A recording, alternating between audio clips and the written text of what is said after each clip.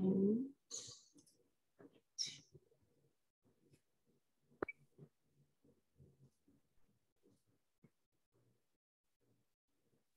right, good afternoon, everyone, and thank you for joining us today for our March Innovation webinar. My name is Jasmine McAdams, and I'm a program officer with NARUC. NARUC is the National Association of Regulatory Utility Commissioners, and we are a membership-based organization founded in 1889. Our membership includes all the state utility regulatory commissions from all 50 states and US territories. Today's webinar is hosted by NARUC's Center for Partnerships and Innovation, or CPI, which is the grant-funded technical assistance department. We provide resources and educational support to members of NARUC around emerging issues in the energy sector, such as transportation electrification and electricity systems transition. And you can learn more on our website at naruc.org/CPI-1. Here you can also find the recording and presentation from today's webinar, which will be posted within 1 to 2 days of today. And in addition, if you have any questions throughout the presentations, please post them in the Q&A box at the bottom of your screen.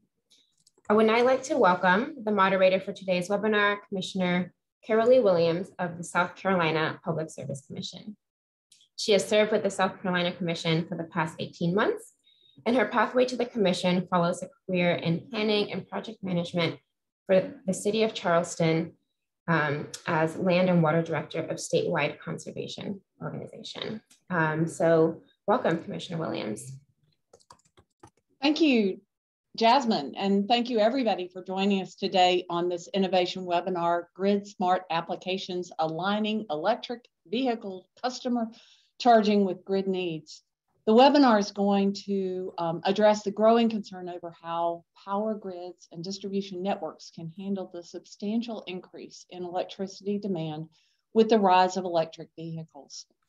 Today's panelists are going to explore the value of managed charging for grid, utilities, and customers, and introduce solutions such as behavioral analytics, load shifting, and digital customer engagement to support grid beneficial residential EV charging. And what I really appreciate about this collection of panelists today is that they're going to approach this subject from at least 3 arenas: data, behavioral information, as well as technology.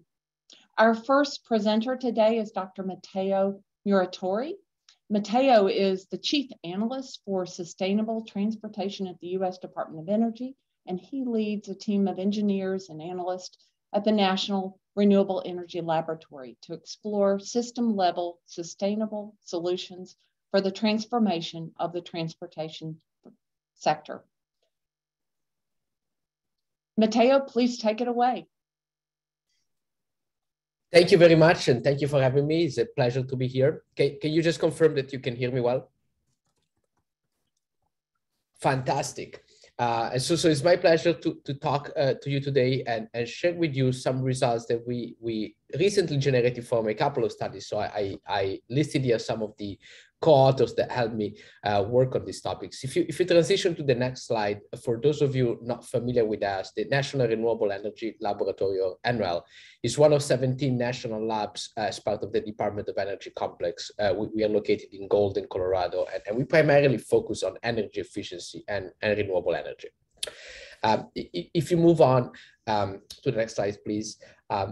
You know, to me, battery electric vehicles is really one of those technology success story. I based here the cover of the Global Electric Vehicle Outlook from 2020 intentionally, because I really like the subtitles there, Entering the Decade of Electric Drive.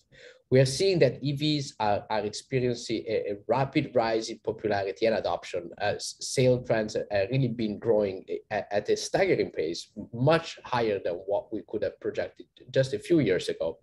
And that's really a result of technology that has matured and costs that have really declined. Think of batteries. The cost of batteries declined by about 90% over the last decade. Of course, a lot of support for clean transportation, as well as a lot of investments in charging opportunities, and both at the residential level, as well as commercial and public charging as well. So what we think and what we expect is a rapid growth in EV adoption, both for passenger vehicles as well as for medium and heavy duty trucks and buses, and possibly other applications. Electrification of trucks was expected to be really hard just a few years ago, and now the prospect is a lot more positive for electric vehicles. If you move on to the next slide, I just wanted to give you an idea of the global success that we are seeing. Those are global sales of electric vehicles. You see significant increase on a year-to-year basis. Last year, almost 9% of global sales of vehicles were electric when it comes to passenger cars. And in the US, we have also seen a doubling in sales from 2020 to 2021, even though we are only at about 4%, 4.5% of sales in the US, but almost 12 in California. So a lot of regional differences as well. We'll see if 2022 is the years that we double again and we get closer to that 9% in the US as well. If you move on to the next slide, one critical aspect that we look at really closely is how electrification and how growing adoption of EVs is going to impact the demand for electricity. So this is a picture from a study we published a few years ago. It's called Electrification Futures Study, and all data and about 6 reports, I think, as part of this big multi-year study are all available for free to download. But what we see here is that when you look at historical demand for electricity, you see growth from industry, from residential building, for commercial buildings, but you don't really see any transportation. The blue color there, the blue wedges, come up in future projections. And one of the things that we see in our high electrification scenarios is that the transportation share of electricity in that case grows from 0.2% today, so almost no use of electricity in transportation, to about 23% in 2050. So this is going to be disruptive for the power world and for the power industry. You basically have a tremendous opportunity to grow demand and to grow load at a very significant scale. If you move on to the next slide, what we see is what we try to do is try to understand what that means for the power system. So as a first order reaction, an uncoordinated charging, so charging vehicles without any sort of management and without any sort of control, we see will significantly increase the system peak load. It might lead to exceeding maximum power capacity that can be supported by distribution system. And in general, really increases the stress on the power system. It's going to require a lot of power system expansion and investments on the power side. However, we also see that vehicles, in this case, passenger vehicles, are underutilized. They are parked for about 96% of the time. And we've seen something similar for trucks where you have 10 to 14 hours of parking time on a regular basis for many applications. And this offers a tremendous opportunity to manage when that charging happens and basically align that charging with the needs of the grid. So we have published, now this was published a couple of months ago, this paper on energy and environmental science, where we really try to summarize and understand what is the potential value of managing electric vehicle charging. So I'll walk you through a few of the results from this paper in the next slides, but feel free to reach out if you want a copy of the paper and you're interested in seeing more details. If you move on to the next slide, as a first consideration and background point, and here, can you move on to the next slide? Thanks. As a first consideration, the value of EV charging is increasing significantly as the grid is transforming. So when we think about the traditional system that is basically based on the paradigm that generation is dispatched to match demand, we see that really evolving into a more integrated supply and demand system where renewables are really inflexible. And so the ability of introduce flexibility in the system is incredibly valuable. And electric vehicles are expected to be one of the largest source of demand side flexibility. So we really see really good complementarities between what's happening on the grid side and what's happening on the demand side. If you move on to the next slide, one critical aspect here is to understand not just how much electricity electric vehicles are going to consume, but when and where that electricity is going to be consumed. So when we think really about the integration with the power system, you see a few examples here.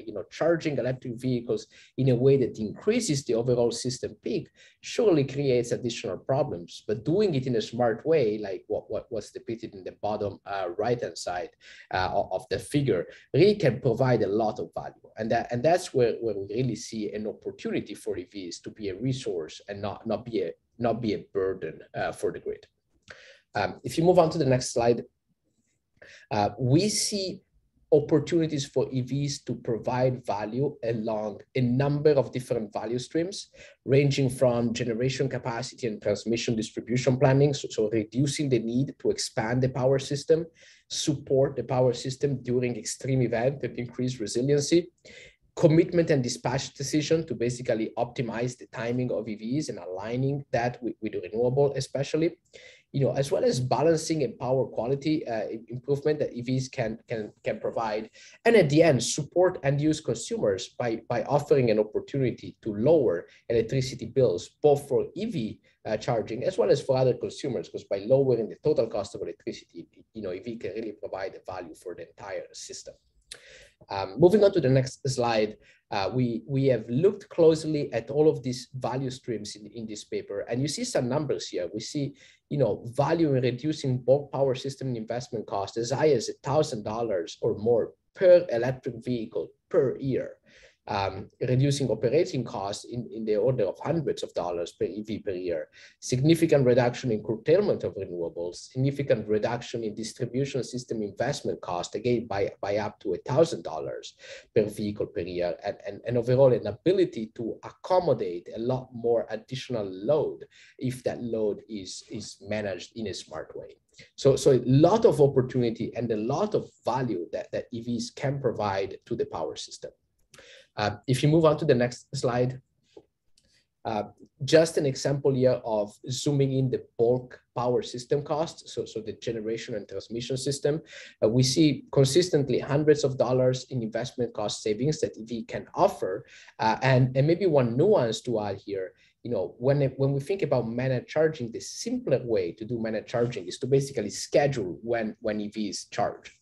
A more advanced way to leverage managed charging is what's called V2G, so providing power back into the grid.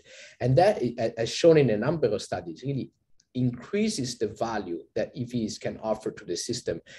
Perhaps very significantly in some systems, you see that example there in orange, with the value going from $600 to over $1,300 per vehicle per year. So absolutely a great opportunity to provide even more value.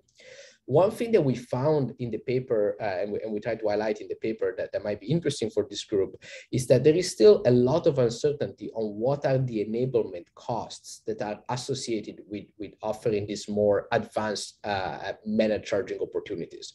And so sure, there is more value that can be captured with that, but it's not entirely clear yet in the ground, in real case study and demonstration of pilot projects, how much more is it going to cost to enable this sort of more refined and more advanced control. If you move on to the next slide, I mentioned this earlier, but impact on reliability is also important. We see that managing electric vehicle charging can support reliability in a number of ways. This is an example where we take this is a number of studies that we collected in this paper. So we didn't perform these studies, but what we see is that you take a system with no electric vehicles, you add electric vehicles without changing the system in any way, and you see a pretty significant loss in reliability. You see all those hours per year of loss of load expectation, and the expected share of energy not served just jump up, just because you have the same system and you add more load, and so the system now is under stress and cannot perform as well as it used to before. But what we also see is that when we move now to the right-hand side and look at those green columns there, by managing that vehicle charging and doing it in a smart way, we can really bring back the reliability to the previous values, which basically means you're serving more load, you're selling more power, you're generating more revenue, and you have the same reliability just by charging EVs in a smart way. And now let me conclude here with a couple of thoughts in the last slide. Yeah, perfect. So one of the things that we have seen consistently is that EVs are really not a burden for the power system, but a terrific resource. And especially managing EV charging can provide major benefits. We also seen the benefits change for different power systems, for different charging strategies, and they will change over time as both the way that the vehicles are used and the kind of vehicles that are electrified changes, as well as the power system transforms over time. We have seen that in general, a comprehensive benefit cost analysis that considers all the different value streams that I talked briefly about and the trade-offs between them is still missing. And so that's definitely a research area where we're trying to fill this gap, and we're trying to do more work to really understand what are the cost benefit trade-offs between all these different opportunities. I wanted to leave you with a few needs and maybe areas for future research or for collaboration that I wanted to share with the group. But as we think about how EVs are going to impact the grid, really better understanding how EVs are going to be adopted, when and where, and how are they going to be used, how are they going to be charged, what kind of flexibility they can provide is absolutely critical, right? These are loads that largely don't exist today, especially when it comes to the commercial space. There are very few electrified trucks, for example, out there. We think there are going to be a lot more in the future, and so we really need to understand what are the needs and the opportunities that those vehicles can provide from a bottom-up sort of mobility perspective. We also think that we need to comprehensively look at the entire power system, Borg system, the distribution system, explore all these different trade-offs between multiple value streams that EVs can provide. And this can really help to inform the evolving regulation and the design of what future power markets could look like to ensure that EV managed charging is untapped as a resource and that consumers are compensated for providing their flexibility. We also see that assessing the role and the value of charging infrastructure is going to be critical. You can only charge an EV at a certain point in time and at a certain location if you're plugged in somewhere, right? And so really understanding what is the value of making different investments in charging infrastructure. Should we invest more in workplace charging to align EV charging with solar, for example? Should we invest more in residential charging to align charging with abundant wind resource overnight, for example?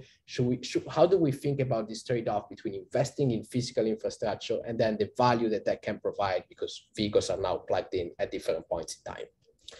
And so I'll leave you with that, and I look forward to the rest of the presentation and then the panel discussion.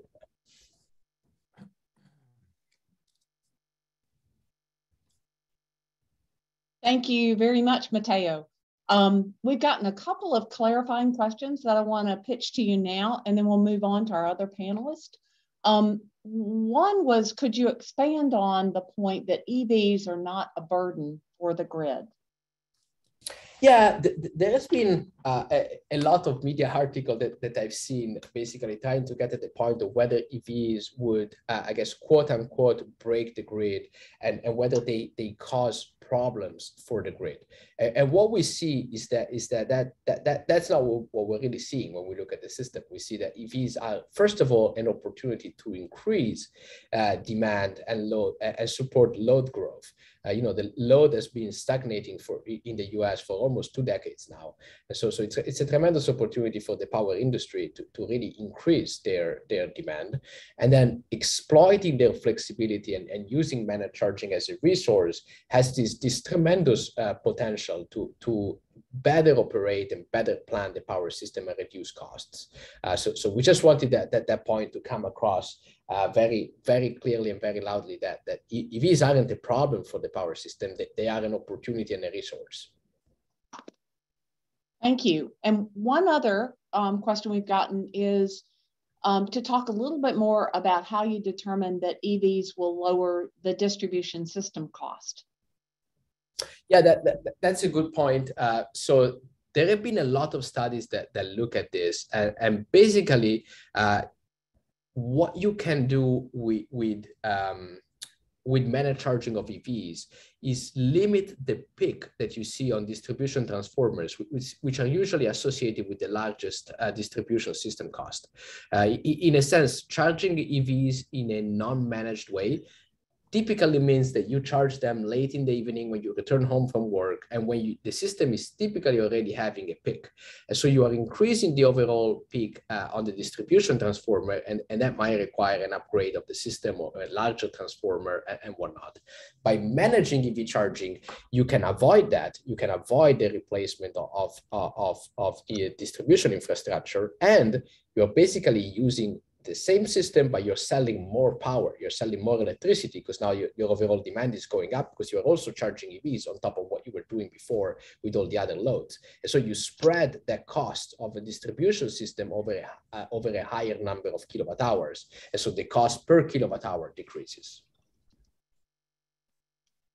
Perfect. Thank you so much, Matteo. We'll get back to you shortly, but we've got to hear from a couple more folks. They're going to add some more dimensions to this conversation. I want to introduce everybody to Maria Kretzing. Maria is an innovation expert with over a decade of experience in the utility industry as innovation director at Bidley. I didn't get her to teach me how to say that, but at Bidley, Maria drives ideas to fruition with innovation charters. The innovation areas of current focus include electric vehicles, customer to grid, analytics, and decarbonization. Welcome, Maria. I hope I'm not the only one that botches your name. You aren't. Thank you so much, Commissioner Williams. And Bidgley, it is a difficult name, but actually I'll just go ahead and start with the background. So if you can go to the next slide. So our roots are in artificial intelligence, specifically unlocking the power of data. The name Bidgley actually means energy in Hindi. And so that's a little bit of a fun fact for you. But we really hope to unlock the power of analytics for both utilities and their customers. If you'd go to the next slide, I'll show you a little bit about what that means. So our core technology is AMI load disaggregation. And if you're not familiar with that term disaggregation, what it refers to is actually the pulling apart of unique end uses for a customer home. So for example, on the screen, you see this is a single day in the life of a customer, and we can actually detect diverse appliances and also estimate their consumption at every hour of the day. And so you might think, you know, what does this have to do with EVs? Well, you can see on the very early hour there's an electric vehicle being detected. And so we can detect both level 1 and level 2 charging for utilities and show them, you know, where those customers are popping up on the grid. Then we can also actually hour by hour show them the electric usage or the consumption or charging patterns. When you go ahead and aggregate that, this gives you a great you know, load analysis or demand side analysis that you can use to plan out infrastructure as well as programs. If you'd go to the next slide. You know, so we've had this technology, we have primarily focused on just general demand side programs for a long time, but with the rise of electric vehicles, we thought it was necessary to really start developing electric vehicle programs. As we've been designing these programs, we've realized that there's, you know, a need for some core principles.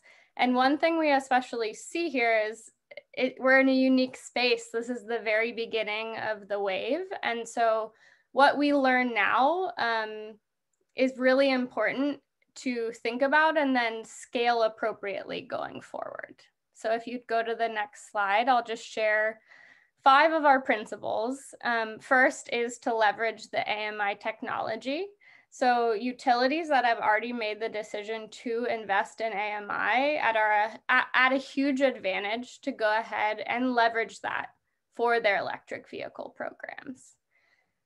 Secondly, engage the maximum number of customers. So one thing we strongly feel is that, you know, in the past, We haven't always thought about equity at the forefront, but when we are going into this modern grid, we should really take time to think about how we engage each customer where they are and give them an equal opportunity to participate and benefit from EVs.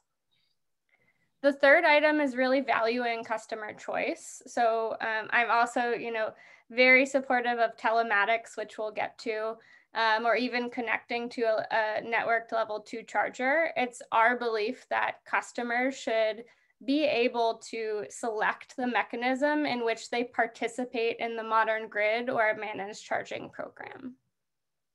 Fourth, providing the most value.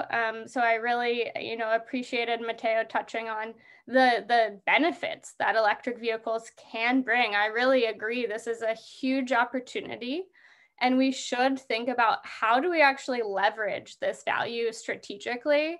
And that involves even thinking about, where EVs are and how they can be deployed in a local and strategic manner. And then finally, it's really about understanding how to scale these programs.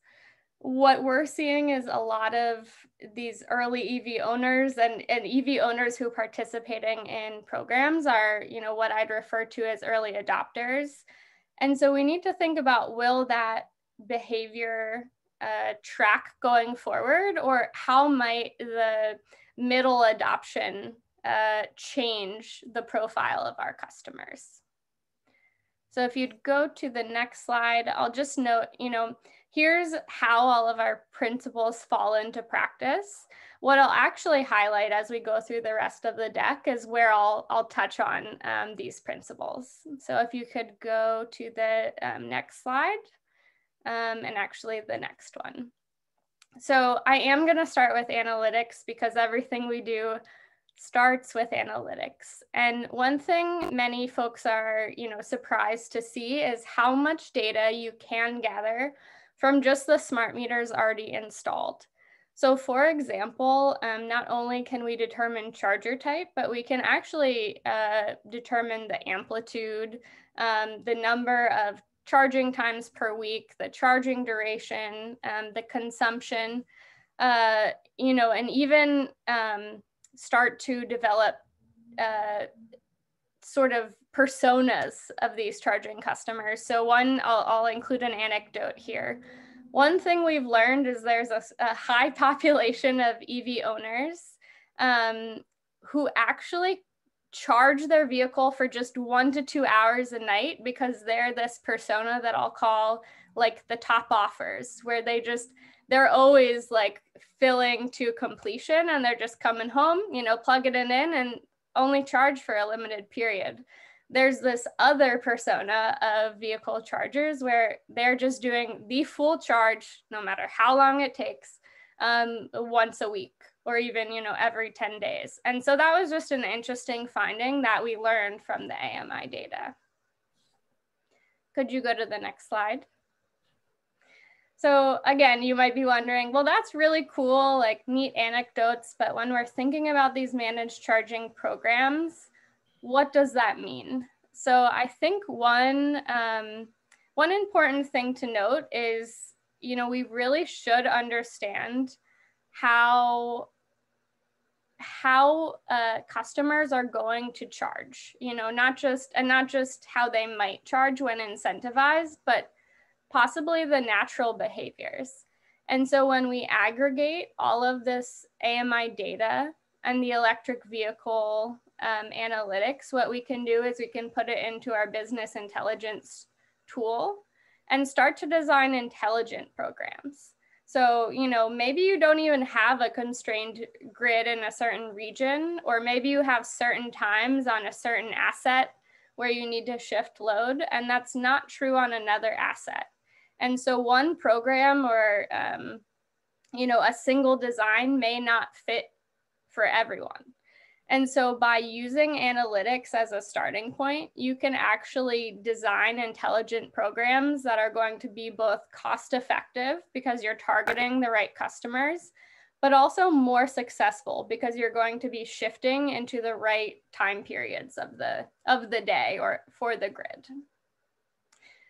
If you could go to the next slide. So finally, I'm going to talk about, actually managed charging programs.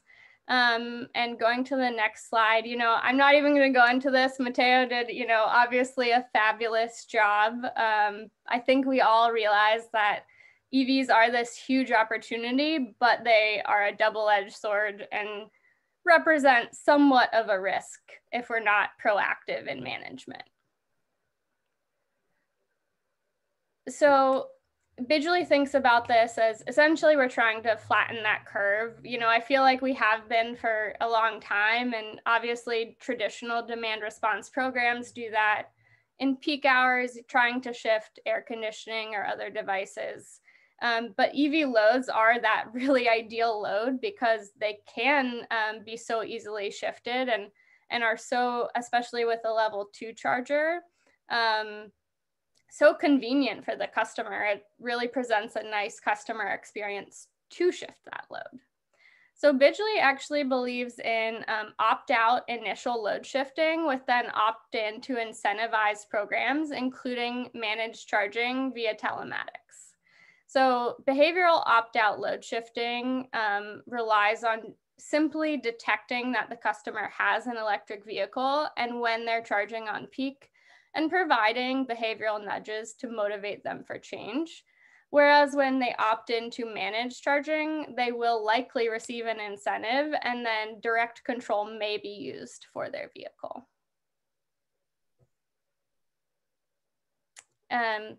One thing I'll note here, this is where our principles come into play. So in order to both value customer choice and engage the maximum amount of customers, we believe in this opt-out model.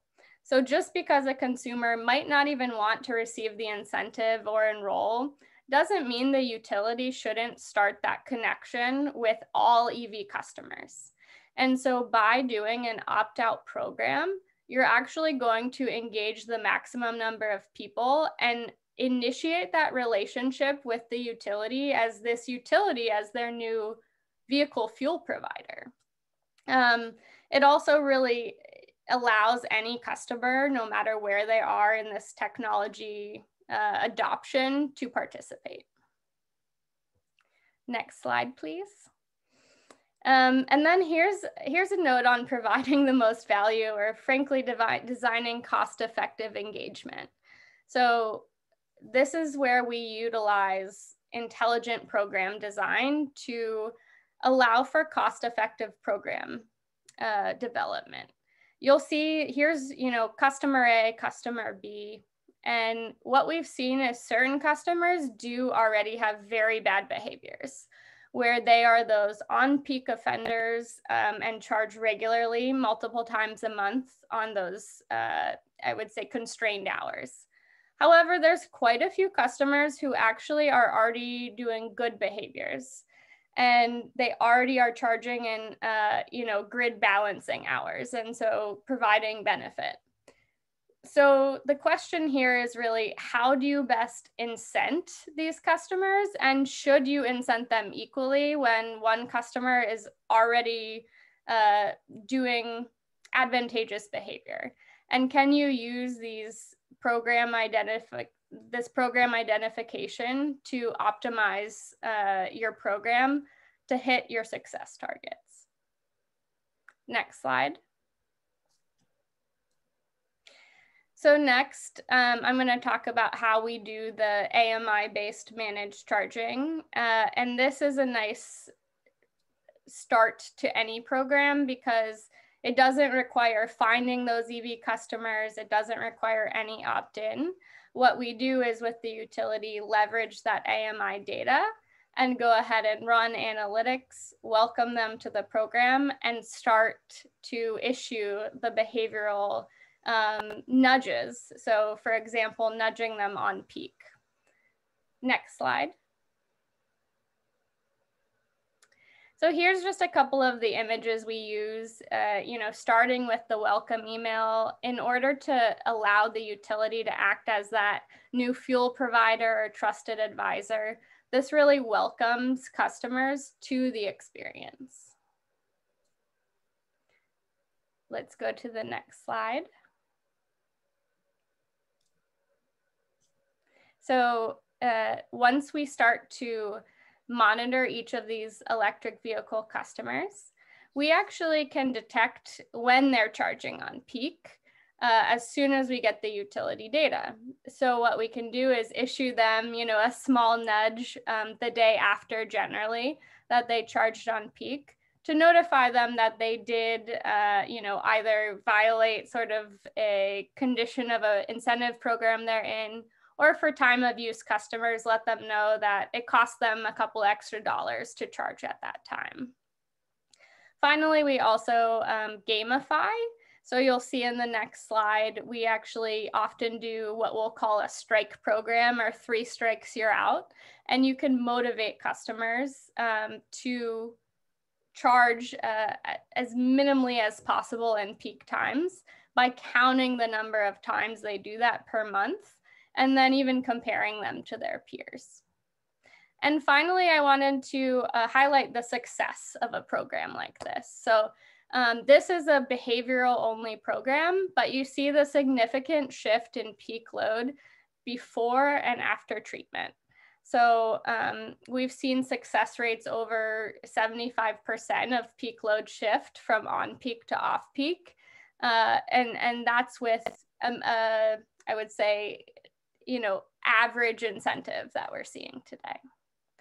And then finally, to end this and actually, set us up for the next presentation or panelist, I wanted to show you our broader vision, which is in partnership with a managed charging provider, EV.Energy. So, we believe in engaging right off the bat. So we have our welcome and even rate type of communications to get consumers on the right rates, start to regularly give them advice about their electric vehicle, and then start to nudge them with those behavioral nudges. Now you see on the top that we can stay in that behavioral managed charging type of realm, where it will continue to be passive and they'll just be notified the next day.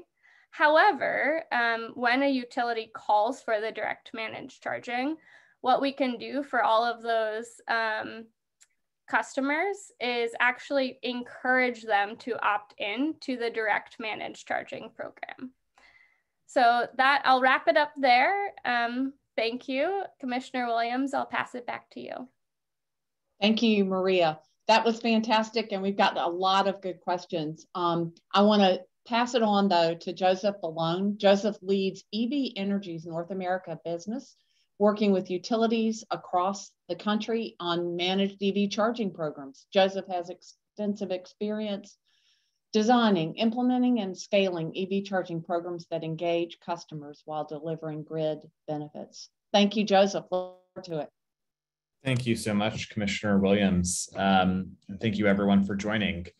I think building on what Matteo was talking through earlier, when properly managed, we truly believe that electric vehicles can be transformed from a liability into an asset for the grid. And we have seen the greatest results to date through what we call active managed charging. So Maria kind of laid out, kind of 2 different pathways, a utility or a customer could take. One is more kind of behavioral, responding to nudges, and one is actually through direct load control. And EV Energy is mainly focused on the direct load control for 3 key reasons. Firstly, you can avoid this rebound time or peak. So when you're incentivizing customers to, not wait until, 10 p.m. midnight to start charging, what we see and what the California grid has really seen for years now is a surge in demand as soon as those off-peak hours kick in, because everyone set a timer to start charging then. When you're actively controlling the load, you're able to kind of smooth out and distribute that charging across the day or the night. When you're doing demand response, so really providing sort of critical system reliability, active load control has been proven to deliver twice the load curtailment in megawatts of passive programs. That applies to EVs. It's also applied to smart thermostat programs as well. And the other benefit of active load control is that it can provide utilities with continuous real-time optimization against grid conditions. So not just about peak or off peak, but actually hour by hour, 15-minute by 15-minute interval, optimizing customers' EV charging loads to mirror, let's say, renewable energy generation, which is intermittent, or optimizing charging that might be causing problems on a very specific substation or feeder. And I'll provide examples of those later on. Next slide, please. And the way that EV energy kind of fits into the ecosystem, that Maria started to paint out is, we will enroll customers via a variety of channels. One of those channels is Bidgely, and Bidgely will use AMI or smart meters, if you are familiar with that, to identify customers who should have their charging actively managed and enroll them onto our app, onto our platform. We also use traditional marketing channels, working hand in hand with the utility to reach out to known EV drivers, as well as digital and in-person marketing channels to get even more EVs enrolled. And once we've got those drivers on our platform, we can then actively manage their charging according to whatever signal or signals the utility wants to give us. So that could be just the off-peak hours on their time of use rate, in which case we'll smooth out that rebound time or peak and have charging sort of happen steadily throughout the day or the night.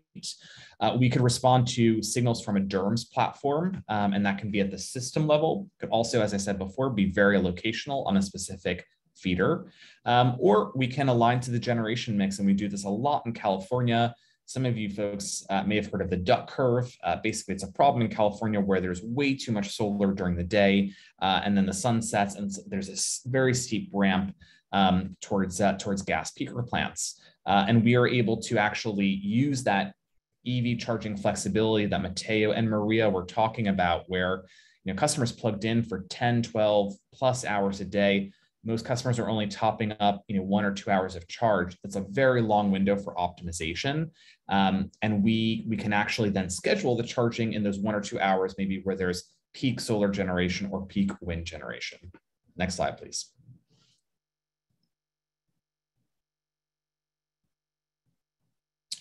And so the way that EV Energy works is we are a pure software company. We are what we like to call hardware agnostic. We are not aligned with any auto manufacturer, any charger manufacturer. We want to provide utilities with maximum load control. And we do this by connecting to whatever device we possibly can.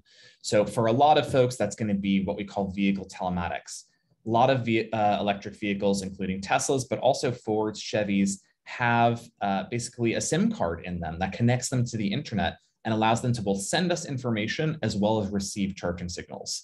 And of course, there's a bunch of chargers like the NLX and charge points of the world that can also be controlled by EV Energy. That means we can actually cover and control about 90% of residential customers' electric vehicles in the US. This is question number one. What do you think the impact of higher gas prices are going to be on kind of what's predicted for, and this may be one that that Matteo wants to start with, because you talked about that, the study and the expectation of the high levels. Is that going to change what we're expecting in terms of the adoption of EV vehicles? And that's a really good question. Higher fuel prices for fossil fuel really make the case for electric vehicle even stronger than it already was. So when we look at the cost comparison, those EVs already offer significant fuel savings, and I say already do. When you look at gasoline price and diesel price, it is at around $3 a gallon, or maybe even a little bit less. Now, with the spike that we have seen in prices, that cost saving is clearly magnified. So for sure, we see a better business case. This is particularly true for commercial vehicles that drive a lot, where the fuel costs are a lot more important than for your personal vehicle, right? The personal vehicle, the purchase price of the vehicle is a very big driver of adoption. It matters it matters a lot more. When you talk about trucks, for example, that are on the road a lot and use a lot more fuel, then the fuel cost savings play a bigger role. Let me also add another thing, because I think this is important. We all understand this is a spike in fuel prices, and the fuel prices are likely to go down again. But that volatility isn't really something that we see in the electricity world. When you look at historical oil prices, they are all over the place, right? They're global in nature, and they're really driven by geopolitics more than anything else. The electricity price in the US over the past several decades has been really nice, lower than fossil fuels, and stable. And that stability is really important from a planning perspective, because you can count on what is the fuel cost going to be over the next couple of decades. And you cannot do that with fossil fuels, as we have seen in the past. Does anybody else want to jump on that one? Okay. Maria, several of us are curious on your example of the folks that top off versus the folks that ensure that they run it until it's empty and then they plug in. What's the percentage? Yeah, the top offers that I do know, I'll say I don't know exactly, and we identified this at a particular client we're working with, because it was really odd. It was this spike and tended to be when people got home, but it's actually low. The top offers are probably around 10%. The more likely behavior is, I would say what we see on average is 2 to 3 charging sessions a week that have a larger percentage of top off or fill up, right? So the top offers are a low percentage, but I thought it was an interesting, thing to see that I never would have thought of. Can I add a comment there? Yes. So that offers a tremendous opportunity from a reliability perspective. So now imagine a case where a heat wave were to hit your city, right? And now you can schedule EV charging to be postponed by 2 or 3 days. So in our example with high-V adoption, now you have 30% of your load that just disappears for a couple of days when everything else is under high stress. So that is something that is not really done extensively yet. I'd be curious for Maria and Joseph if they do like multi-day shifting. Is pretty uncommon, but we see a terrific opportunity there to support reliability of the system. I didn't think about that. That's a great point there. And I guess if you stay topped off, to your point, then it's very easy to go multiple days. Thank you. We got this question when Maria was talking, but I think that several of you can answer it. Can you give us a general idea of how many customers you serve, or how many people were in your study? Yeah, I think maybe I'll speak and then Joseph can speak, because it really is dependent on the utility. The one study result I showed particularly, the EVs detected were 1,000 EVs, and those customers who enrolled a little under 400. Yeah, and I think generally, we've got over 60,000 EV drivers on our platform. The scale of the different utility programs varies, but it's usually in the hundreds, sort of three digits to 4 digits.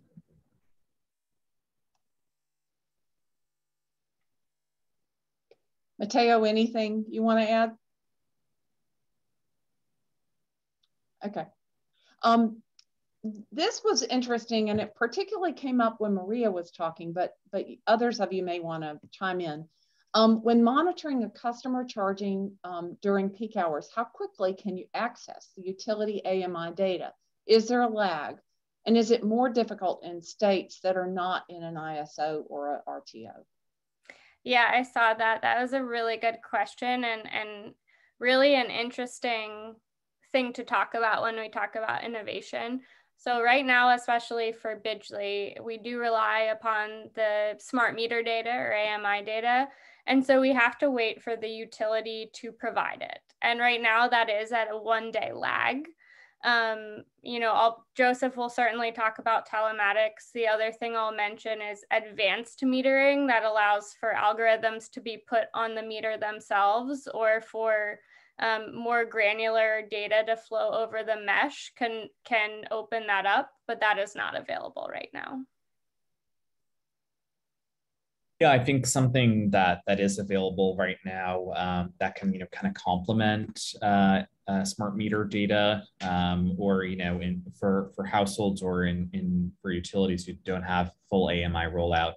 Yeah, it's just the data you get from the vehicle. I think the challenge has been around, actually, from utilities commissioners, sort of debating whether that data is considered revenue grade. And whether we can, sort of bill customers on that basis. There have been creative ways that utilities have kind of gotten around that. So one way was actually the way that Madison Gas and Electric mentioned, which is just like, okay, we don't need to measure this down to the kilowatt hour. Just do 80% of your charging off peak, and you'll get a flat monthly incentive. Or we're working with another utility in Connecticut. Don't opt out of more than 2 demand response events in a given month, and you'll get this monthly incentive. So that that kind of accuracy of the EV charging data is not always needed. I will also mention that there are commissions, including in Massachusetts, where we work with National Grid, where they have approved sort of the vehicle telematics data as being worthy of a bill credit on a per kilowatt hour basis. So I do see some utilities commissions, making some bold moves and saying, okay, this might not be 100% accurate. By the way, on EV Energy, we've done a lot of sort of analysis around this. It's generally like 98% accurate, like plus or minus 2% margin of error. And our rule of thumb has always been, where there is a margin of error, always round up or down in the customer's favor. And then you can never really go wrong.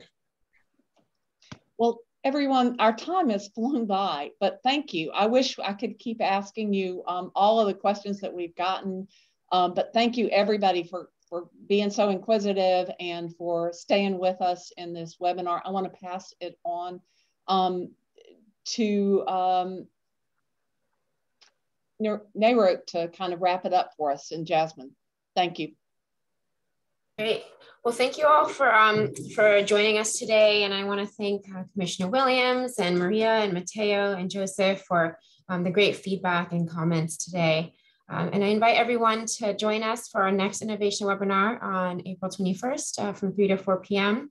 on leveraging distributed energy resource capabilities through transactive energy. And you can register for this webinar on our website and just visit CPI/innovation webinars.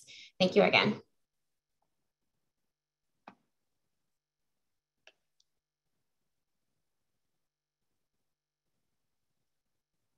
Jasmine, is there any way to answer the questions that we've gotten?